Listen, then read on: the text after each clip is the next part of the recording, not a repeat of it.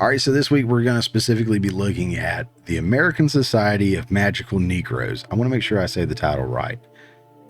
A slip of the tongue there can get a brother canceled. Maybe even saying the title right can get me canceled. I don't know. We'll see what one of the actors says in a minute. But here's a portion of the trailer that's just so good. What's the most dangerous animal on the planet? Shark. White people, when they feel uncomfortable. White people feeling uncomfortable precedes a lot of bad stuff for us. That's why we fight white discomfort every day. That's subtle. Everyone who's seen it has said it's not funny. It's like a joke that builds and builds and builds, and there's never a punchline, never a payoff. And everything that comes at the end of the joke is just criticisms. It's just messaging, virtue signaling, whatever that was. But let's take a look at, once again, the great bounding into comics. Used a lot of them tonight. The American Society of Magical Negroes review a soulless, race-baiting charisma vacuum of a film.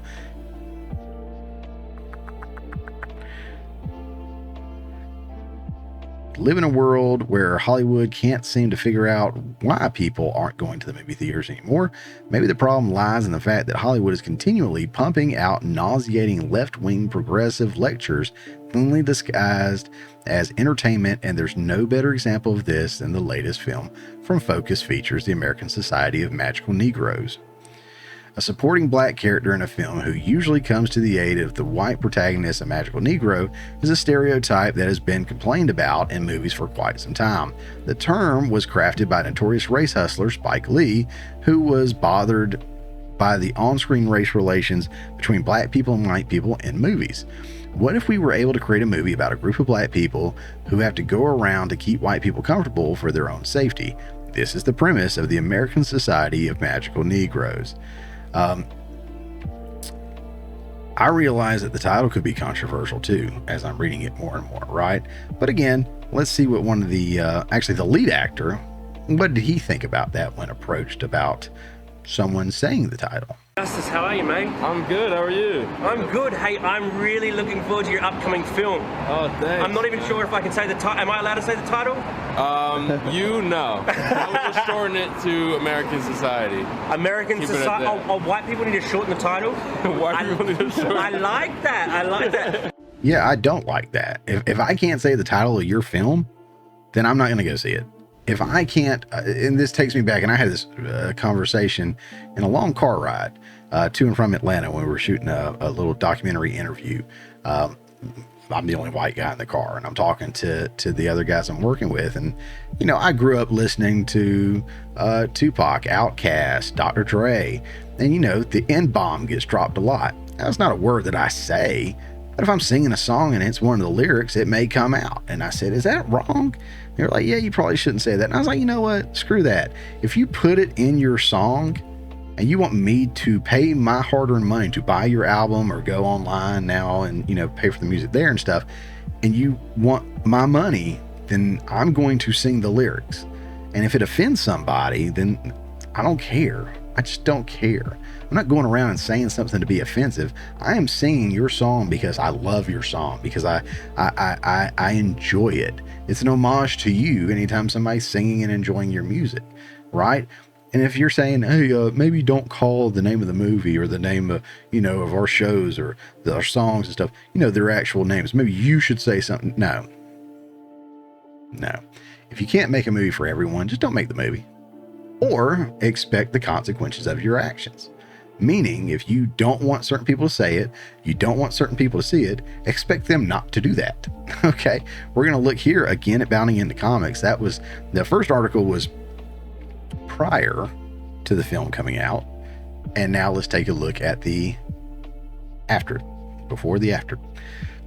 The American Society of Magical Negroes is a financial disaster, barely manages to make $1 million on opening weekend.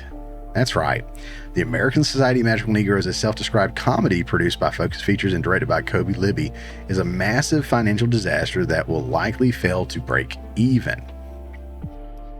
As per information collected by the numbers, the Justice Smith-led film was barely able to pass the 1 million mark, making a total of $1,304,270 on opening weekend, debuting on 1,147 theaters across the United States. While the film's production budget is being kept under wraps, these numbers are still abysmal. To better illustrate, the American Society of Magical Negroes grossed a mere $525,695 on Friday, a measly $469,070 on Saturday, and an even more pathetic $310,505 on Sunday, seeing a 34% drop from opening day. The weekend also saw the release of Lionsgate's Arthur the King, a film based on the memoir of Swedish adventure racer Michael Lindnord, and the circumstance that led to him adopting a stray dog that accompanied him for over 400 miles during a race in the Amazon rainforest.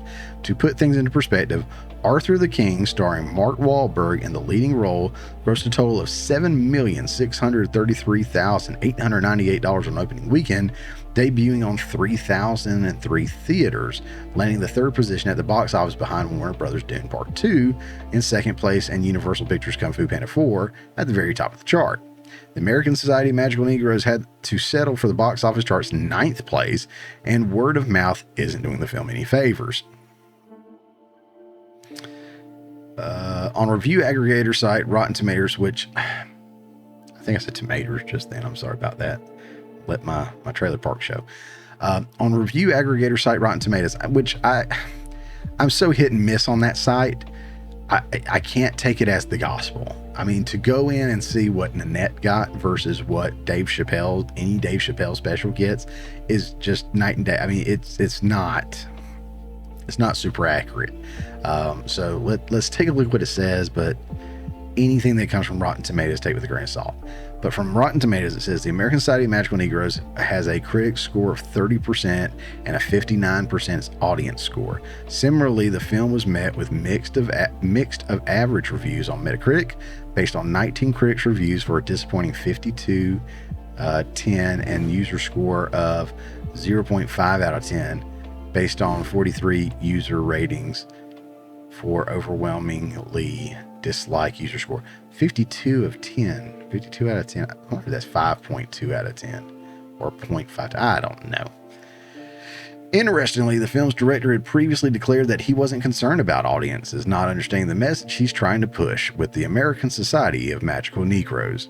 When specifically asked whether he was worried people unfamiliar with the magical Negro trope would not understand the film's message during an interview with the Black Entertainment Television, Libby said, "Not particularly, because it's one of those things that, like, even if you don't know the term, you know. It's Spike Lee's term. He's the one who coined it.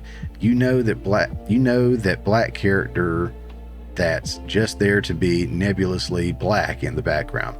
They're not really a person, and we all can picture it," he noted. "Beyond the movie, we all know what it's like to feel pushed to the side and have somebody else pushed to the front." So I'm not going to say get woke, go broke, but I will say if you play stupid games, you're going to win stupid prizes. This guy made a really stupid film. I have not heard what the budget is. Again, it's kept under wraps. I heard somebody on a podcast say $50 million. I almost doubt that that's the case, but it was said, so I will mention it. $50 million. If it is $50 million and they were barely able to get just over $1 million opening weekend, which means they have to split with the box office, so they get a little over 500,000 is what they bring home, then they are screwed. They are screwed profitability wise. But then again, all films coming out lately have pretty much been that way. This has been your box office recap. Hey guys, thanks for checking out this clip from the Morning Mayhem. Remember, this is just a portion of the full show that comes out every Friday morning at 10 a.m. Eastern Time. If you hadn't already, don't forget to subscribe so you don't miss out on any of the full shows or these tasty little nuggets.